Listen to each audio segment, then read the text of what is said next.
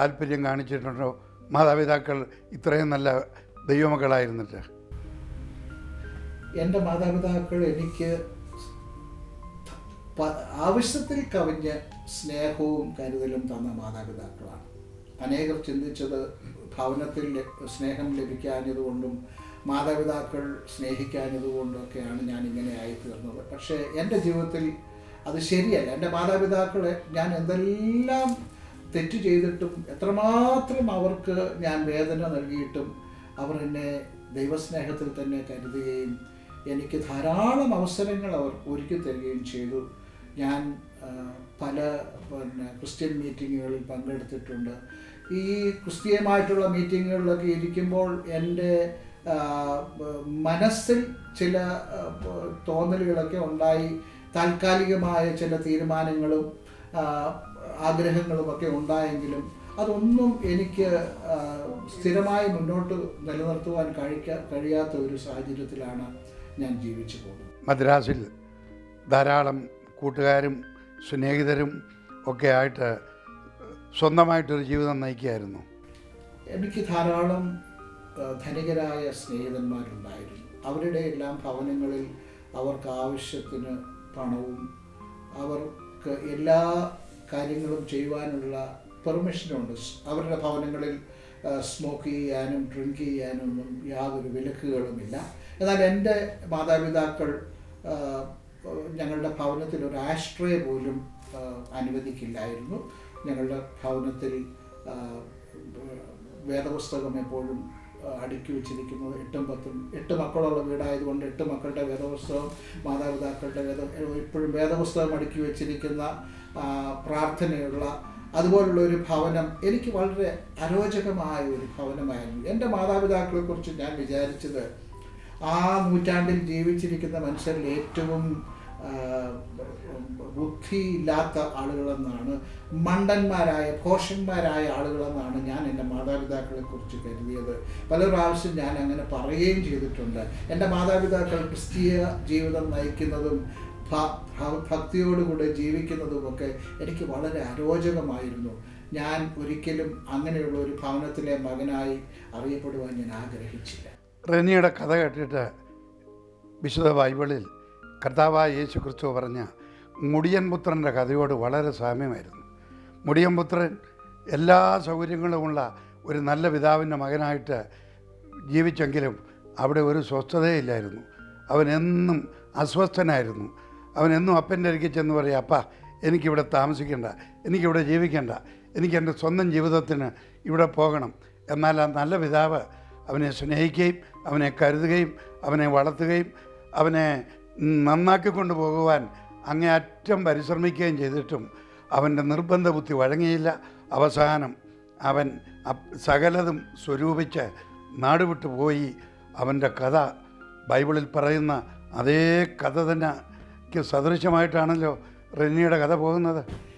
തീർച്ചയായും ബൈബിളിലെ മുടിയനായ പുത്രൻ യഥാർത്ഥത്തിൽ എന്നേക്കാൾ വളരെ നല്ലൊരു പയ്യനായിരുന്നു. ഞാൻ അതിൻ്റെ ഒരു 10 മടങ്ങ് ധൂർത്തനായ പുത്രനായിരുന്നു.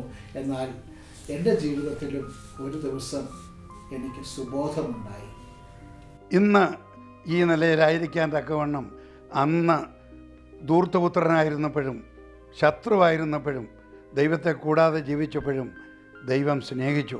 ആ നല്ല പിതാവ് മകൻ വീട് വിട്ടത് പോയ ദിവസം മുതൽ എൻ്റെ മകൻ അവൻ എന്ന് മടങ്ങി വരും, എന്നവനെ കാണും എന്ന് രാവും പകലും ചിന്തിച്ചോർത്ത് ഊണും ഉറക്കവുമില്ലാതെ കാത്തിരുന്നത് പോലെ സ്വർഗീയ പിതാവ് റെനിക്ക് വേണ്ടി, റെനി മടങ്ങി വരുവാൻ, റെനി ഒരു ദൈവപുത്രനായിത്തീരുവാൻ കാത്തിരുന്ന ആ സ്നേഹം എത്ര വലുതാ! അത് മനസ്സിലാക്കാനായിട്ട് ഇന്ന് ലഭിച്ച ഭാഗ്യം എത്ര വലുതാ! തീർച്ചയായും ഞാൻ അതിനെ പൂർണ്ണമായും മനസ്സിലാക്കുന്നു. എൻ്റെ സ്വർഗീയ പിതാവും എൻ്റെ ഭൗതിക പിതാവും ഒരുപോലെ എൻ്റെ മടങ്ങിവരവിന് വേണ്ടി വിശ്വാസത്തോടെ കാത്തിരുന്നു. അവരുടെ സ്നേഹത്തിനും അവരുടെ എൻ്റെ പിതാവിൻ്റെ ഭൗതിക പിതാവിൻ്റെ പ്രാർത്ഥനയ്ക്കും വിശ്വാസത്തിനും ഒരു ദിവസം മറുപടി ലഭിച്ചു. അതാണ് 1987 ഓഗസ്റ്റ് മാസം 15-ാം തീയതി ഇന്ത്യൻ സ്വാതന്ത്ര്യ ദിനം എൻ്റെ ജീവിതത്തിൽ എനിക്കും യഥാർത്ഥമായി ഒരു സ്വാതന്ത്ര്യ ദിനം ലഭ്യമായി. റെനിയുടെ ഈ അത്ഭുത കഥ ഇന്ന് ആരംഭിക്കുന്നു. മുടിയൻ പുത്രൻ മടങ്ങി വന്നതുപോലെ മടങ്ങി വന്ന ഒരു ഭയങ്കര കഥയാണ് റെനിയുടെ ചരിത്രം. ഇന്ന് മുതൽ ആരംഭിക്കുന്ന ഈ എപ്പിസോഡിൽ റെനിയുടെ ജീവിതത്തിൻ്റെ പ്രധാന ഭാഗത്തേക്ക് നമ്മൾ പ്രവേശിക്കുകയാണ്. ഞങ്ങളെ കേൾക്കുന്ന പ്രേക്ഷകരെ, റെനിയെപ്പോലെ എത്രയെത്ര ആയിരക്കണക്കിന് പതിനായിരക്കണക്കിന് കുറ്റവാളികൾ മദ്യത്തിനും മയക്കുമരുന്നിനും അടിമകളായിട്ട്, മാതാപിതാക്കൾക്ക് തലവേദനയായിട്ട്, ലോകത്തിനൊരു അധികപ്പറ്റായിട്ട്, ഗവൺമെൻറ്റിനും പോലീസിനും നിയമത്തിനും നിയമവാഴ്ചയ്ക്കും വഴങ്ങാത്തവരായിട്ട് ലോകത്തിൽ ജീവിക്കുന്നു. അവരെ നന്നാക്കാൻ ആരെക്കൊണ്ടും കഴിയുന്നില്ല. എന്നാൽ റെനിയെ രക്ഷിച്ച കർത്താവായ യേശുക്രിസ്തുവിൻ്റെ സുവിശേഷം ഇന്നും പാപിയെ രക്ഷിക്കുന്നു. മനുഷ്യനെ ഇരുളിൽ നിന്ന് വെളിച്ചത്തിലേക്ക്, നിരാശയിൽ നിന്ന് പ്രത്യാശയിലേക്ക്, നരകത്തിൽ നിന്ന് സ്വർഗത്തിലേക്ക് കൊണ്ടുവരുന്ന ആ ജീവൻ്റെ സന്ദേശം ഇന്ന് ലോകത്തിൽ പ്രചരിച്ചു കൊണ്ടിരിക്കുന്നു. ഞങ്ങൾ കേൾക്കുന്ന സ്നേഹിത സഹോദരന്മാരെ, നിങ്ങളുടെ കുടുംബത്തിൽ, നിങ്ങളുടെ സ്വന്തം ജീവിതത്തിൽ ഏതെങ്കിലും നിരാശയോ ദുഃഖമോ ബുദ്ധിമുട്ടോ വേദനയോ ഉണ്ടെങ്കിൽ ഇന്ന് നിങ്ങളെ സ്നേഹിക്കുന്ന ഒരു ദൈവം. ലോകം നിങ്ങളെ വെറുക്കുന്നു, ഗവൺമെൻറ് നിങ്ങളെ വെറുക്കുന്നു, ലോകത്തിലെ സകല നിയമങ്ങൾക്ക് നിങ്ങൾക്ക് വിരോധമാണ്. എന്നാൽ നിങ്ങളെ സ്നേഹിക്കുന്ന ഒരു രക്ഷകൻ, ഒരു ദൈവം ജീവിക്കുന്നുണ്ട്. അവൻ നിങ്ങളെ കാത്തിരിക്കുന്നു. ഇന്ന് മറ്റൊന്നും ചെയ്യണ്ട, മറ്റൊരു ബുദ്ധിമുട്ടുമില്ല. നമ്മുടെ പാപങ്ങളെ ചുമന്ന് നമ്മുടെ കടം കൊടുത്തു തീർത്ത് തൻ്റെ അവസാനത്തെ തുള്ളി ചോരയും നമുക്ക് വേണ്ടി ഊറ്റി ഒഴിച്ച് നമ്മളെ വിടുവിച്ച ദൈവപുത്രനാകുന്ന യേശു ഹൃദയകവാടത്തിൽ മുട്ടി വിളിക്കുന്നു. അവനെ രക്ഷകനായി കർത്താവായി സ്വീകരിക്കാൻ ഹൃദയകവാടം തുറന്നു കൊടുക്കൂ. യേശുവിനെ കൈക്കൊള്ളൂ. നിങ്ങളുടെ പാപഭാരം നിങ്ങളിൽ നിന്ന് അവൻ എടുത്തു മാറും. നിങ്ങളുടെ ജീവിതം സമാധാനമുള്ളതായിത്തീരും. ഇരുളിൽ നിന്ന് വെളിച്ചത്തിലേക്ക്, നിരാശയിൽ നിന്ന് പ്രത്യാശയിലേക്ക് നിങ്ങൾ വരും. ഇന്നു മുതൽ അനുഗ്രഹിക്കപ്പെട്ട ഒരു ജീവിതം നയിക്കുവാൻ നിങ്ങൾക്ക് മനസ്സാണെങ്കിൽ ഞാൻ നിങ്ങൾക്ക് വേണ്ടി പ്രാർത്ഥിക്കാം.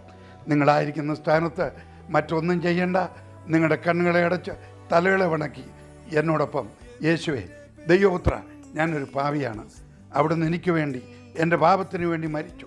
എൻ്റെ കടം അവിടുന്ന് കൊടുത്തു തീർത്തു. എൻ്റെ ശിക്ഷ അവിടുന്ന് ചുമന്നു. ഇന്നു മുതൽ അങ്ങേ എൻ്റെ രക്ഷകനായി കർത്താവായി ഞാൻ സ്വീകരിക്കുന്നു.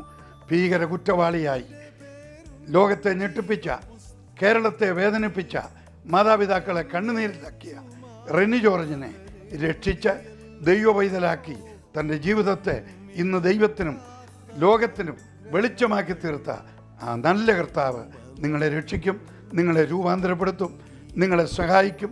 നിങ്ങളുടെ കുടുംബത്തിൽ ഐശ്വര്യവും അനുഗ്രഹവും നൽകിയിരിക്കും. ഞാൻ നിങ്ങൾക്ക് വേണ്ടി പ്രാർത്ഥിക്കാം. നമുക്ക് പ്രാർത്ഥിക്കാം. സ്നേഹനിധിയായ പിതാവേ, ഞങ്ങളുടെ ഈ പ്രോഗ്രാം വീക്ഷിക്കുന്ന ഓരോ ജീവിതങ്ങൾക്ക് വേണ്ടി ഞങ്ങൾ പ്രാർത്ഥിക്കുന്നു.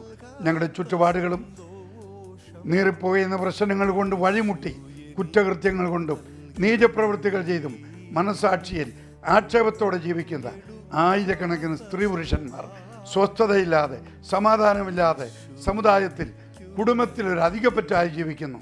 അവരുടെ ഹൃദയത്തോട് അവിടുന്ന് ഇടപെടണമേ. അവരെ രൂപാന്തരപ്പെടുത്തണമേ. അവരെ രക്ഷിക്കണമേ. അവരുടെ ഹൃദയത്തിൽ പരിവർത്തനം നൽകി അവരെ നന്നാക്കണമേ. ഇന്നു മുതൽ ഒരു അനുഗ്രഹിക്കപ്പെട്ട ജീവിതം നയിപ്പാൻ അവരെ സഹായിക്കണം. തുടർന്നും ഈ പ്രോഗ്രാമിനെ അവിടുന്ന് ആശീർവദിക്കണം. ഇത് മുഖാന്തരം അനേകർ അനുഗ്രഹത്തിലേക്ക്, സൗഖ്യത്തിലേക്ക്, ദൈവകൃപയിലേക്ക് വരുവാനിടയാകണം. മഹത്വമെല്ലാം തിരുമേനിക്ക്. പ്രാർത്ഥന കേട്ടതിനായി സ്തോത്രം. മെസ്സിഹായുടെ നാമത്തിൽ വിനയമായി പ്രാർത്ഥിക്കുന്നു. കേൾക്കണം പിതാവേ, ആമേൻ. അടുത്ത ആഴ്ചയും റെനി ജോർജിൻ്റെ ഈ അനുഗ്രഹിക്കപ്പെട്ട അനുഭവ സാക്ഷ്യം നിങ്ങൾക്ക് തുടർന്ന് കേൾക്കാവുന്നതാണ്.